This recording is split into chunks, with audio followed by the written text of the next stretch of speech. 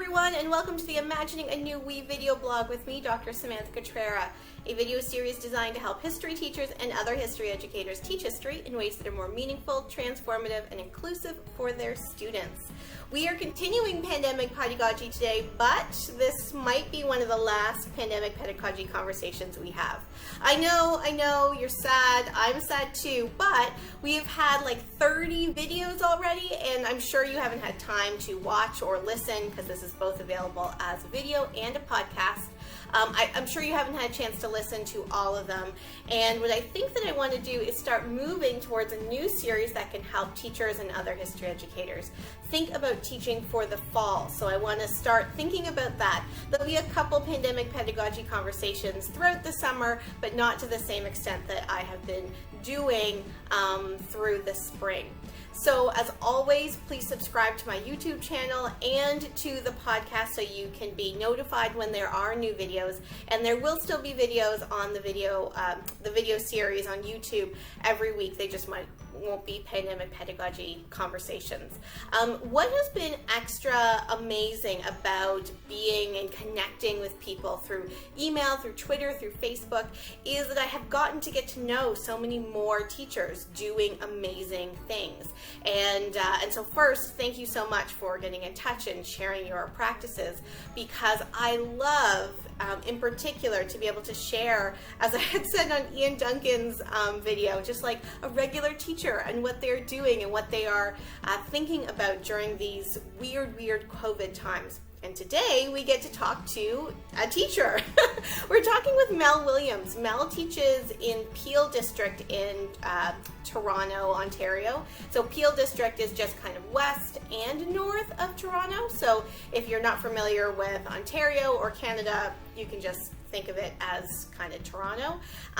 She teaches high school history and English, and she's doing her master's at York University, which I actually didn't know, in interdisciplinary studies. And that's really cool because one of the really implicit themes in a lot of these conversations is the strength of interdisciplinarity for exploring historical issues. And so I think that we should just really bring that to the fore more. So yay, interdisciplinary studies. Anyway, let's go over to Mel and see what she has to say. Mel, thank you so much for agreeing to speak for the Pandemic Pedagogy series. I'm really excited to connect with you. Thank you. Thank you for having me. This is very exciting. Yeah, do you want to introduce yourself a little bit before we get started? Sure, not a problem. Hi everyone, I'm Melanie. I teach high school in Mississauga, and I teach history and English, depending on what they feel like giving me for the year. And I'm also doing my master's at York University, and I'm doing interdisciplinary studies as my discipline. Wow, that's redundant. And I'm looking at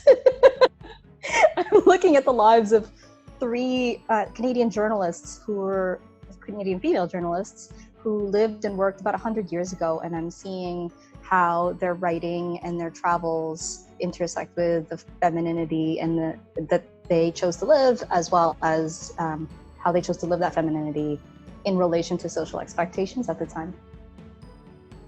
You know, I said in my little introduction before we came together on Zoom that I think it's really awesome to be able to foreground interdisciplinarity into these conversations. And so the fact that you're also bringing in like journalism history with English, with history, with I assume also feminist theory if you're thinking about gender identity. I'm just Absolutely. Really excited to have this conversation. So thank you for bringing all of that disciplinary, interdisciplinary expertise to the conversation. It's nice to meet somebody who wants to hear about this, because usually people just glaze over right about the journalists part. They don't hear the rest of what I'm talking about. Not me. Great. Not me. I like to keep these conversations at 30 minutes, but we could talk all day. Let me get some more water then. Yeah, exactly. Hydrate. So why don't we get started on our first question, which is, have you thought of history any different because of this moment? And I say in all the videos, like I certainly have. I've thought a lot more about like the structures that intersect with our lives and the evidence that we use to teach and learn and understand the past. But some people have not been able to like think about that. So have you thought of history any different because of this time? I have only, okay, so for two different reasons. One of them is there were several articles in various news outlets, CBC being one of them, I think last week or the week before, and the articles were discussing how museums are right now attempting to curate the displays that make sense of the moment that we're in. So I thought that was interesting that they're working on how do you frame the narrative that we currently live for the kind of consumption that normally happens well after the fact. I mean, I don't associate museums with contemporaneity, and that's fascinating to me. How do we reframe what's happening based on what story we want to tell? So that's one. And then the other thing that I was thinking of in terms of how do I view history, just the amount of social media coverage that's coming out of this pandemic. I wonder if any of it survives into the future, if people will wonder about our fascination with bread, how it seems to have exploded, arisen out of nowhere. Pardon the pun, I can't help it. I haven't been in front of a classroom in so long. Puns and interdisciplinarity. Just like buckle up, everyone. This is going to be a wonderfully long conversation. I promise I will try to keep my punning to a minimum. But the kinds of things that people are choosing to record and how they're choosing to record it. I mean, in the past, like I'm just going to go right to the 1918 pandemic. Who was recording their experiences, the kinds of people who were recording those experiences, and then which of those experiences were saved in order to be accessed at a later point for study is different from today. I mean, I don't know that we have the same class barriers to prevent different kinds of people, and I don't know if that's offensive, but we have sources from a variety of different people. So we have sort of a record of how different people experience this pandemic differently. So I think it's a little bit more wide-ranging, the amount of material that there will be later to analyze and to say, well, what happened during this time period? So certainly this experience, in looking at it and thinking, how will we be remembered? And how will we do that remembering, and what will we choose to do that remembering with? I think there's a lot more available to us now, assuming that there's not some great server destruction that happens in the next 20 years and all of our electronic media history is wiped out, and then all of a sudden, you know, future historians 300 years from now say there's this dark period in the early 21st century where there are no records. So I mean, I feel like that's a real consideration, actually, but we don't need to dwell on that during COVID time.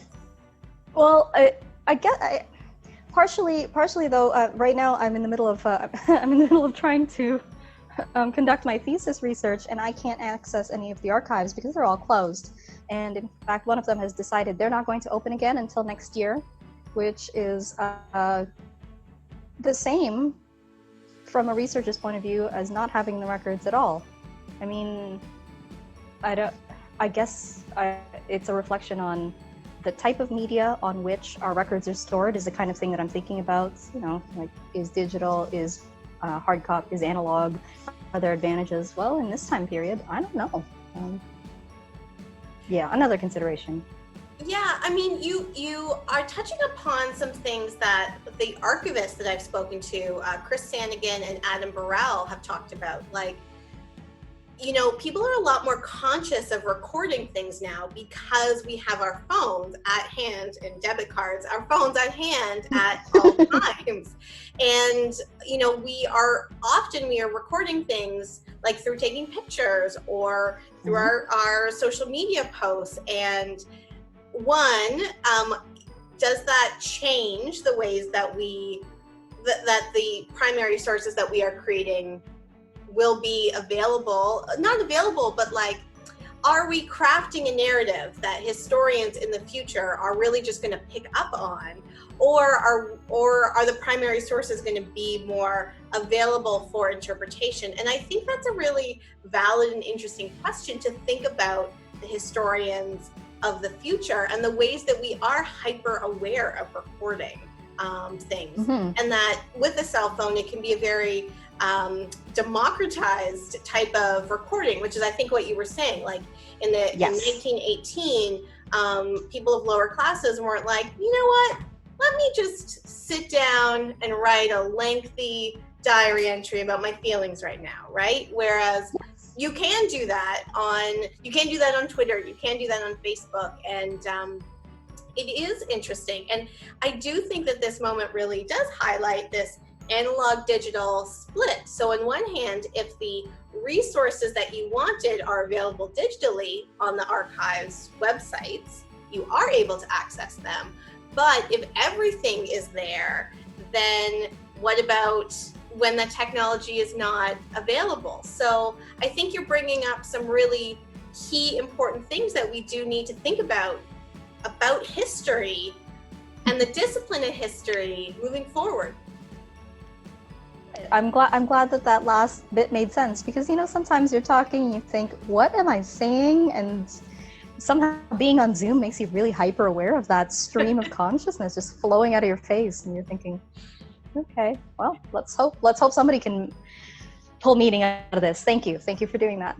Well, what's so great about doing 30 pandemic pedagogy conversations is that I hear different things from different people, but I can also make these strong connections. And although Chris Sanigan and Adam Burrell, the archivists I spoke to, didn't necessarily articulate the things in the same way that you're doing, it's the same concern. The archivists are thinking about it too. Yeah. Well, that's good. I'm glad that we all seem to have this common thread, since we all probably have history as a common denominator among us. Yeah, I mean, I guess that is the most common denominator that people that I mean, I say teaching history, but really what I mean is mobilizing the past. Anyone that is able to mobilize the past has an open invitation for the Pandemic Pedagogy series. And because I've worked at archives, the archivists I have worked with, they knew it was, they knew that their work would fit this conversation more than someone that might be like, oh, well, that's not really how I conceptualize my work. So it has been really awesome to get so many different perspectives. While you were talking about how future historians are going to process this, I kind of feel like maybe that's a thing that I'd like to have my history students do. Assuming I get a history class this coming semester, we still don't know. We have no idea what's happening next term. But I think that might be a useful Dear Future Historians article to let historians know this is what we were thinking when we were creating all of these records. And it wasn't necessarily because we wanted future generations to look back and know this about us, but certainly these are the things you have to keep in mind about what we were considering when we created these records for immediate consumption. But that sounds like a different task. Yeah, no, I love that idea. Like, what were we thinking when we created this for immediate consumption, not for this diary that we will one day perhaps read, or a business record that's really just between two people in an organization, but what do the records mean when we created them to be publicly consumed? That is a brilliant question. And thank you. If you wanted to switch your master's thesis, you could do it on that, actually. I might, because like I said, the archives are closed until next year when my thesis is due. So just focus on all the social media posts. Great. This makes me think of two things. So one, I published a blog post on a website called the COVID Chronicles, which Andrea Eidinger, someone that I interviewed for this series, is one of the co-editors of. And the blog post was about my camera roll on my phone and how the camera roll really demonstrates this archive of grief, but that you don't notice it unless you are me. Like if you were browsing through my camera roll as an archivist in 100 years, you might take a different narrative. And so it was really me highlighting, like, these are the narratives that I actually see and that I created in my own archive of this moment. And it would be really interesting to have students think about their own types of records they created during this time, and what they meant by it, but then also what other meanings people could take from it. Mm-hmm. And I think that's the kind of thing. Oh, I don't know if I would do that as an online exercise unless I had previously worked with many or most of the students in the class. But something that I might want to do is have them do an individual assessment of look back at a specific, like look back at your April posts, all of your April posts, just that month, and then do the exercise. Think about what you were thinking at the time. What were you trying to capture? Why were you trying to capture it? Who you were trying to communicate with or to, and then have someone else look at it and do the same thing. What do you think this person was at the very beginning of the course, to teach the idea that the six historical thinking concepts, that this is a creation act looking at primary sources. That might be a really good hook. That is a great idea. I hope everyone steals it from you. Is that okay? That one's free. That one, I am not going to claim copyright. I'm not. Yeah, absolutely. Do that if you think that's a good idea. But you can certainly cite the video. I mean, I think that's really great. And I also just really want to flag something you said at the beginning, that like, I don't know if I would do this online unless I met the students, because Ian Duncan in his talk, he was like, we don't know who the students are going to be in our classrooms, virtually or not, in the fall. And that is something that we need to ensure, that the students feel trust in the classroom, right? So, yeah. Absolutely. And the only reason I thought of it is because I'm guaranteed at least one class of students who I've taught for the last 3 years, just because of the structure of one of our courses. I think I'm the only person qualified to teach it at my school. So I have one class where I'm going to be able to start in September, virtually or in real life, in a place where we're very comfortable with one another. And this is a project that I could roll out immediately. Whereas if we were online in September, I don't know that I would necessarily trust the students and myself and my own liability to do a project like that. But we'll see, right? We'll see what happens in September.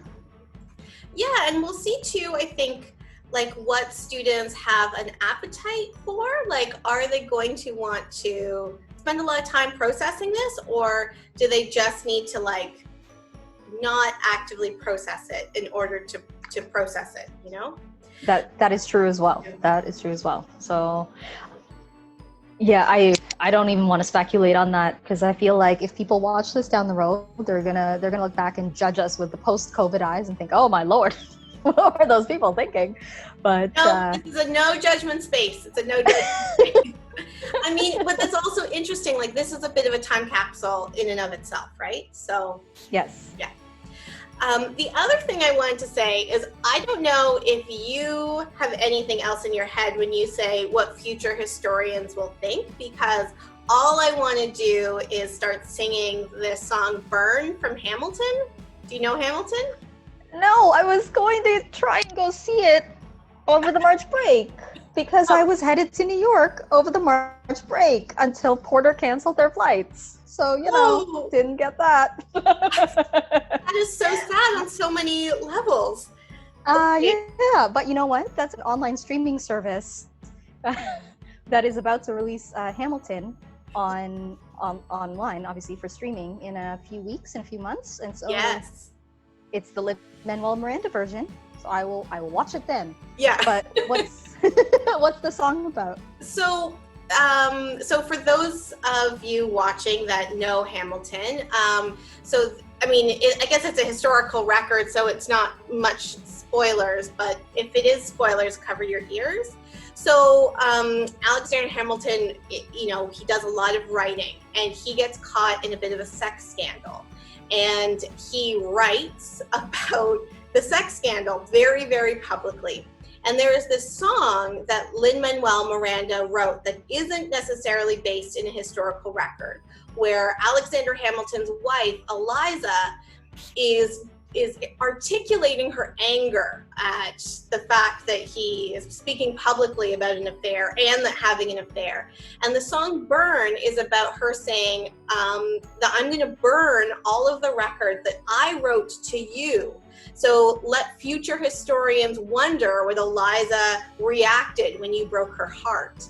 And it's this beautiful song because it highlights such anger, and the actress brings a candle onto the stage and she literally burns something on the stage. And I've written about this and I've done a presentation about this particular song, about how it demonstrates emotion in history, emotions without records, but allowing us to imagine a particular response allows us to humanize history to some extent for our students and for ourselves, but also to remember that we also don't have records for everything, and we don't know what the meaning is behind the lack of records, but we can also responsibly use historical empathy to highlight some of those narratives that we as people in today's world want to process. So anyway, just to flag Hamilton there. But yes, it is coming to streaming very soon if you haven't seen it, but it's also a really wonderful soundtrack to just listen to. Some musicals you can't do that. You need to see the performances, but it's a really beautiful thing to listen to as well. So plug for Hamilton, because I know they need this plug. Oh, I can't wait till they come back. Yeah. To see them live, hopefully. So why don't we move to the second question, which is about history teaching in the future. Do you think history teaching will change in the future? Now, some people say that they hope that it will change, but I wonder, kind of in a broader way, do you think it should change? Do you think not just the delivery, but the types of ways we engage in thinking about the past, do you think that should change when we get back into our classrooms in September in whatever way that looks like? I'm gonna keep my responses to the kinds of history teaching that I'm familiar with. So anybody who's listening, if you don't teach in secondary and you think that the things that I'm saying seem far-fetched or grounded in some mystery swamp, that's where I'm coming from. Don't worry. So I'm also gonna, I think, restrict myself to grade 10 history, grade 10 history, just because it's cleaner for me, right? Like, I think that way my answers will make more sense in terms of, less general and less platitude-y sounding. So for those of people, for anyone watching that doesn't know why grade 10 history is, because that is the mandatory 20th century Canadian history course taught in Ontario, and that's the only history course that students have to take in secondary school. So grade 10 history it up.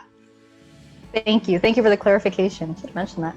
So in terms of how it's taught now, I mean, you have a real variety with, obviously, whichever teacher you get, and so you still have some history teachers who are, I hesitate to say old school because I don't want to sound ageist. I just mean of the mentality that there is a set number of facts and dates and names that are important to know, and that collection of facts and dates and names, when you put them all together in the right order and you assign the right deeds to the right humans in the right groups, then all of a sudden you have the essential knowledge of history about a group of people or nation or culture or what have you. And then you have newer schools of historians, history teachers in high school, who are a little bit more willing to perhaps have their students question. So they'll present the same facts as the more classical history teachers, but then they'll perhaps challenge their students with, well, what do you think of how do you interpret this piece of evidence and what has been done with it.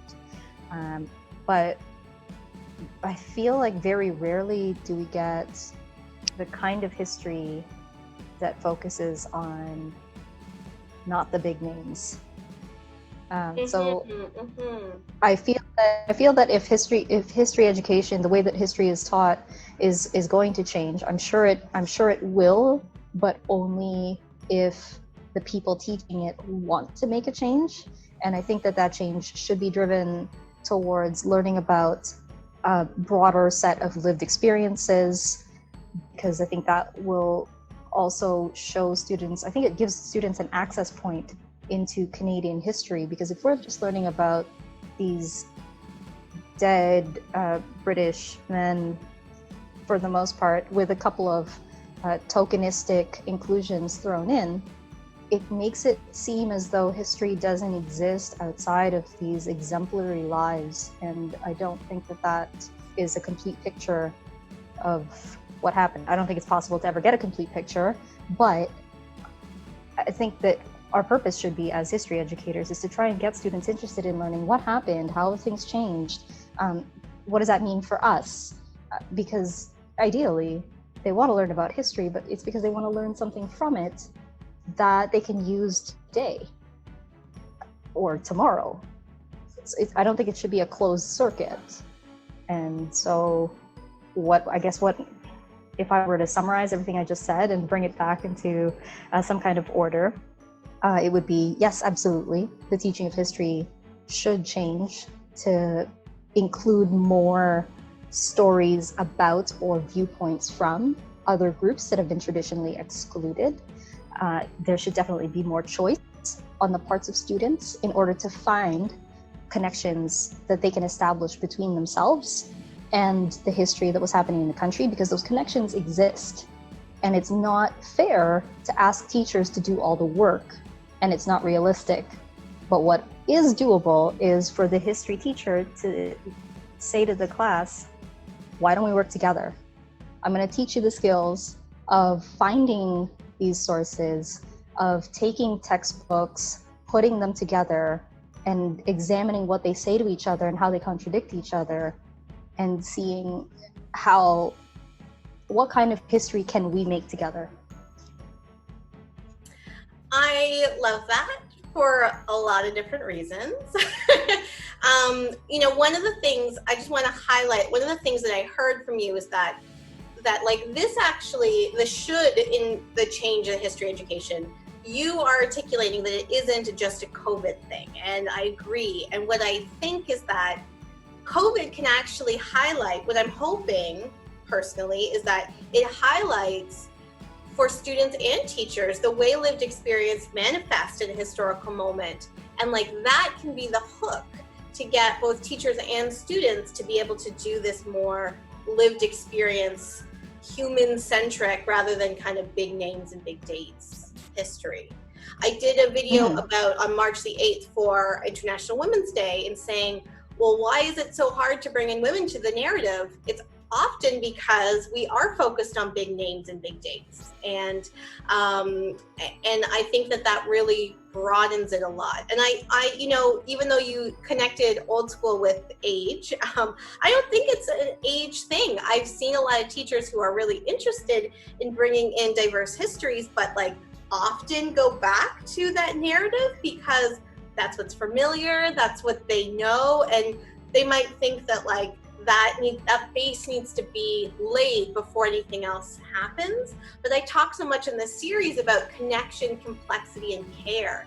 And that complexity of stories, I think students are just dying to hear. Like they really want to understand the complexities that connect with their own lived experiences. So thank you so much, Mel, for bringing that up as kind of, for me, I feel like it's a bit of a call to action about the ways that we want to frame our practice. So thank you. Of course. And it's not to say that I want to do away with, the big names, the big dates, all of that. And if somebody were to ask me, well, how do you intend to do this?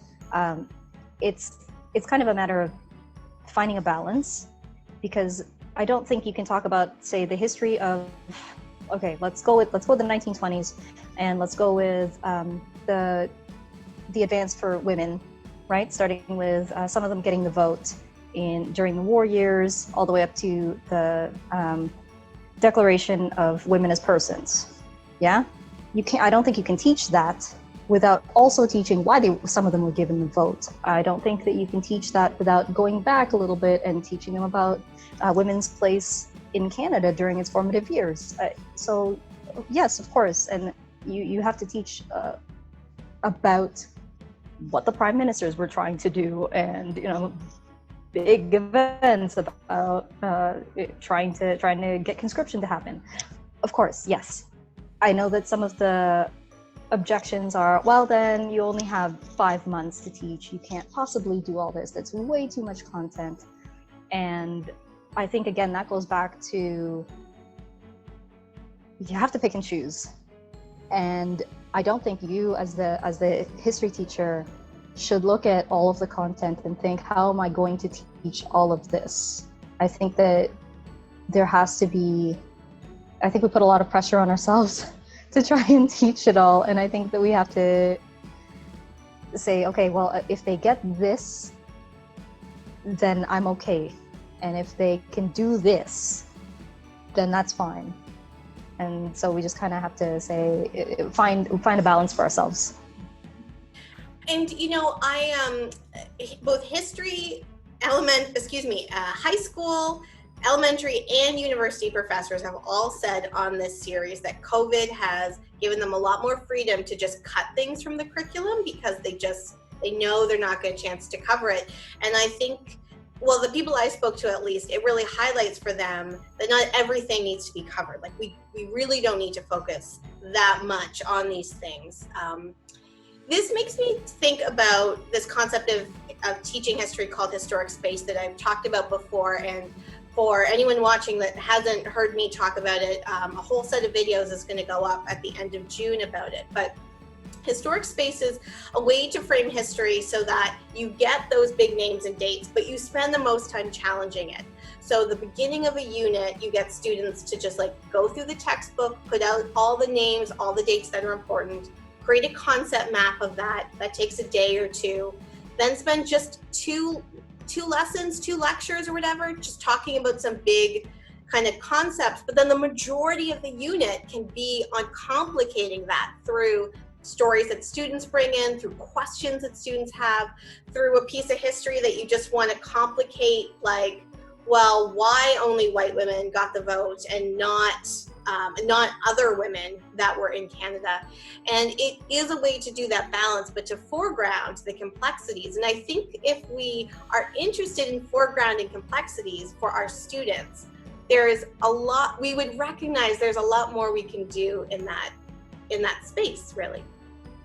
Yeah, and also First Nations history, and not just history, but current affairs, right? There's a lot of that. I think that's a huge gap that many history teachers, I'm throwing myself in there too, we have to address that. And I don't know how many of my colleagues share this particular sentiment, but I want so much to do right by making sure that portion of Canadian history is included in my syllabus. And at the same time, I wonder, how much am I allowed to, how do I tell my students that I am not the expert while still teaching them? Because I want them to know that.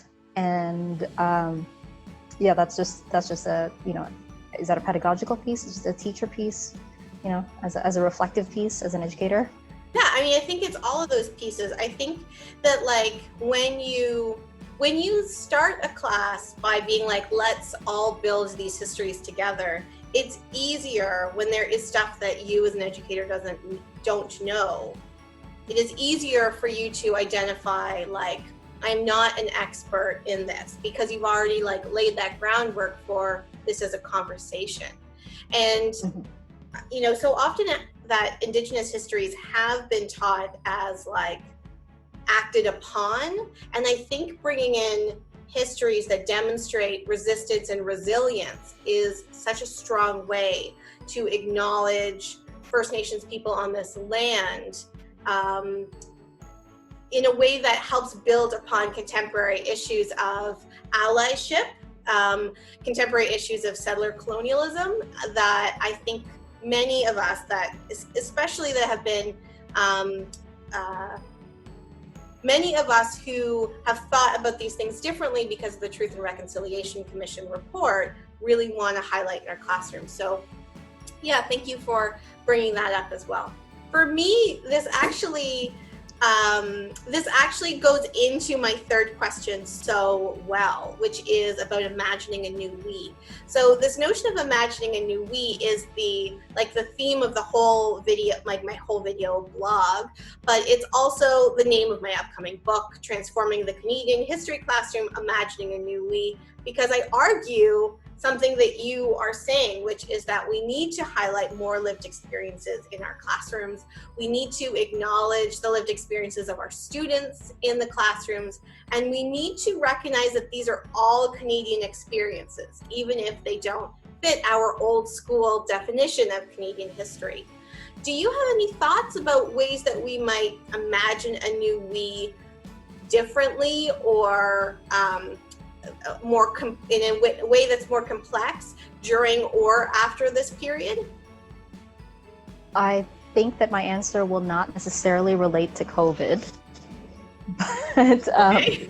and this is what I mean. I mean that it's something that I've been working on for some time, just because the struggle that I've always had to answer with my students, they'll say, "Miss, why are we learning this? Why does this matter?" Mm-hmm. And in the past, it was I remember answering, I don't know, maybe 10 years ago now. I remember telling the students, well, it's important that we know these things about Canada because we share this space, and the space comes with a history, and we should know that history. Answers like that. But then over time, I started thinking, well, maybe what they're asking me isn't why do they need to know, but maybe they're also asking me, like, why did I bother learning in the first place? Because certainly part of their question has to do with, what does this have to do with us being, if I'm a first generation Canadian, and a lot of my students are first gen Canadian as well, and they're asking a question that I used to ask too, which is, how does this relate to me on a personal level? And so I know that, for example, members of my community have been in Canada for, there was a large wave of immigration in the 60s, I believe. So there's been a huge community for almost, 60 years now. I don't know anything about them. Nothing. I don't know. Why? It's never been covered, and I've never done the work myself. And I was thinking, when they were asking me, well, what does the stuff that we're learning in history have to do with us? I thought, well, you know what? Why don't we find out by having them do the work? Mm-hmm, mm-hmm. Let's identify the parts of yourself that are important to you. Like, don't let me tell you which parts of your identity are important to you. I'll let you self-identify, and then I'll let you find that, a reflection of that in Canada. And I can help point them towards places where they can explore and find those connections, but that way I think they can establish those connections themselves. For example, I know I'm speaking in generalities, so let's try and nail this down a little bit. No, I hate doing it in class. I'm certainly not going to do it here. You are. I know, that's why I'm going to backtrack. So I had students who, when we got into the First World War unit, they would say, "Miss, was it actually a world war though? Because France and English and German." I was like, negative, hang on a second.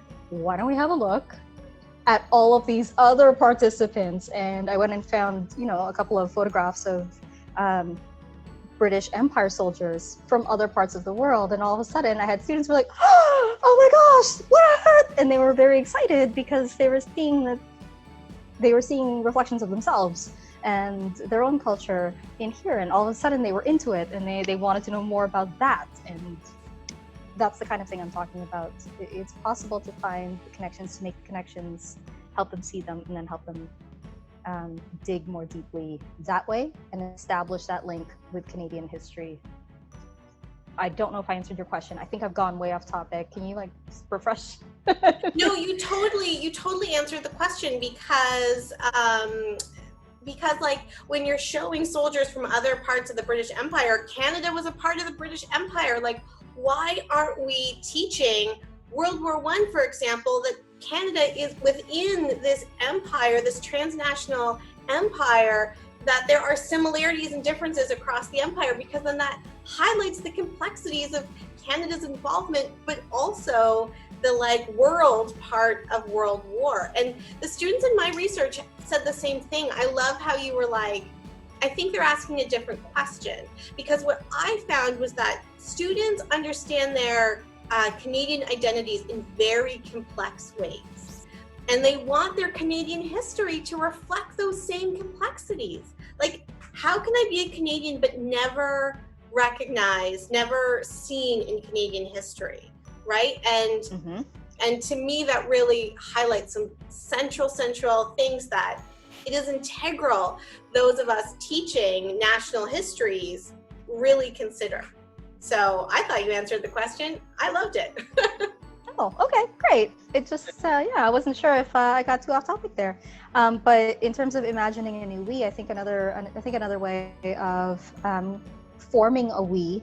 So I guess my first rambling answer was, how do we get our students to buy in to the idea that, yes, they are as Canadian as the next Canadian, in that we all have access points into Canada, right? Like, we can all find some way to connect with Canada's history and thereby attach ourselves to that longer tradition of Canada. But I think another way that you can forge a we is by putting everybody in the same uncomfortable place.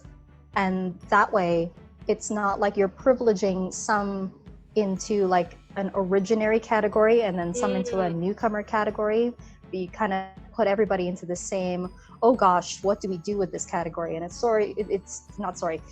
difficult history, I think, is one of those really rich, rewarding, awkward, dangerous places where you can do that.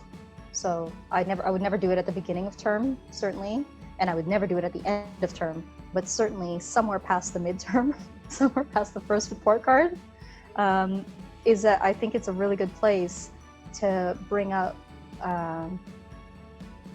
aspects of the curriculum that are really uncomfortable to learn about Canada and Canadians and the way that they behaved and the actions that they took, because I think then that way you can connect that to today and the uncomfortable things that are happening today and how we are trying to deal with that, us right now, and how we are trying to stay together and, forge connections at a time when we're being torn apart. Yeah, thank you for that. I mean, a really key element of what I heard was like that triad, the triad of connection, complexity, and care that I was saying before. Like, when you're like, not the beginning, not the end, not where the first report card is, but like at a place where students are comfortable, demonstrates a care for students so that they are in a bit of a safer, but also like they're just maybe more primed for it as well. And I think that's a really good way to, for teachers this might be new for them, as a way for them to explore when to do this work. It doesn't have to be all the time, always put yourself in these positions, but maybe pick a time, and like that's a good time for you to share the spotlight with your students, and not just talking at them about Canadian history, but exploring difficult, complex histories together. So thank you for bringing that up, and I really enjoyed this talk. I hope we stay connected. Me too. So like I said, I hope we stay connected, because I've been saying to a few people we should get back together in the fall to be able to think about what this might look like. And it will be interesting how future historians will wonder about this moment. And let me know if you wind up doing that assignment with any of your students. Absolutely, I will. Yeah. Okay, well, have a wonderful afternoon, and we will talk later. Bye. Okay, thanks again for having me.